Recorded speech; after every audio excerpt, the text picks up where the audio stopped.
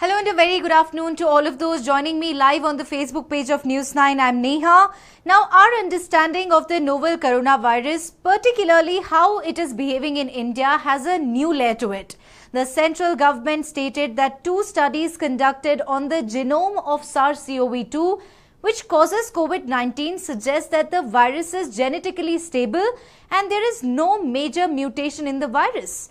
The studies were conducted by the Indian Council of Medical Research and the Department of Biotechnology. Union Health Minister Dr Harshvardhan very recently had also echoed the same and said that no drastic mutations have been found in strains of SARS CoV2 in India till now. Now, there have been concerns raised by many experts that major mutations could obstruct the development of an effective vaccine. But some recent global studies have suggested that the vaccines that are under developmental stage should not be affected by recent mutations. Many of you might be wondering what mutation is. Well, to put it in simple words, mutation is a self-defense mechanism of a virus which allows it to genetically evolve over a certain time period to mount a better attack against the antibodies in human body. To understand more in detail about this whole process, joining me over the phone line is Dr Sitesh Roy. Very good afternoon to you, Dr Sitesh. Now, firstly, tell us, as per the study conducted by ICMR, SARS-CoV-2 virus is showing no mutation. What does this mean? So a mutation, Neha, is a process by which the virus either becomes more efficient in its transmission or it learns to evade the protective mechanisms of the immune system so that it can be more efficient in the infection. And these kind of mutations are very dangerous because one, a person who's already been infected could get a repeat infection if the virus mutates. And also, if we have developed a vaccine that targets a specific spike protein, for example, in the virus, and the virus changes the structure of its spike protein, then that vaccine gradually becomes ineffective. So in a sense, the mutations are something that we would be concerned about, and not seeing them in the COVID-19 virus is a good sign, and it's a good news for us and for other people around the world. There have been about 11 mutations known, but none of them have granted higher infectivity or transmissibility to the virus.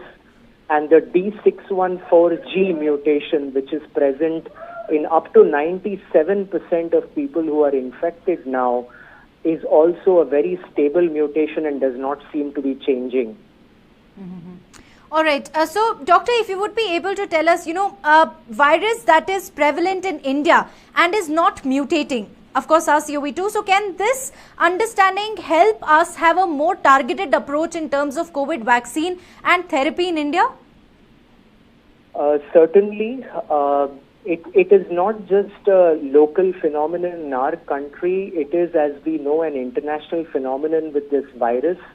So even when we look at the primary mutations that are being found amongst Indian patients, we realize that those mutations largely came to us from the United Kingdom and from Dubai, where maximum number of early cases were transmitted from.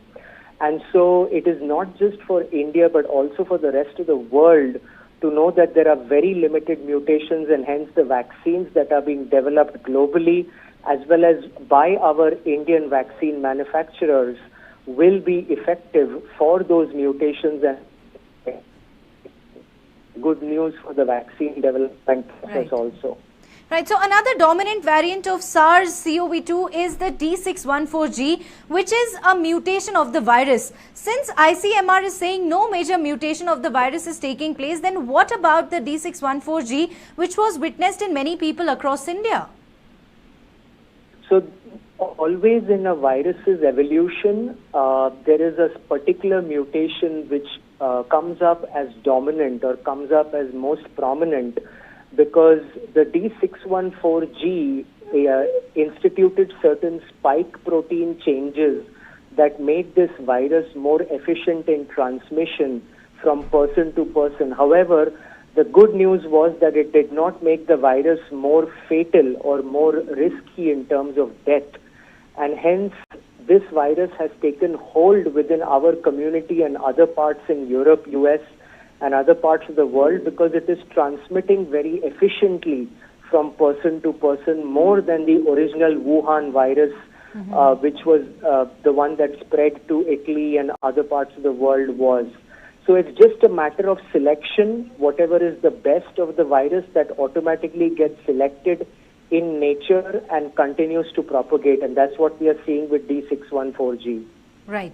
Thank you very much, Dr. Sitesh, for taking out some time and speaking to News 9. Now, there are many new things that one gets to know with each passing day about the virus and its complex nature. Of course, this new study, which is conducted by ICMR, certainly gives hopes to many. Thank you so very much for joining me. If at all you like this video, do not forget to subscribe News 9 Digital. Like us on News 9 Instagram, Facebook, as well as Twitter. Thank you very much for watching. Stay safe. Keep those masks up.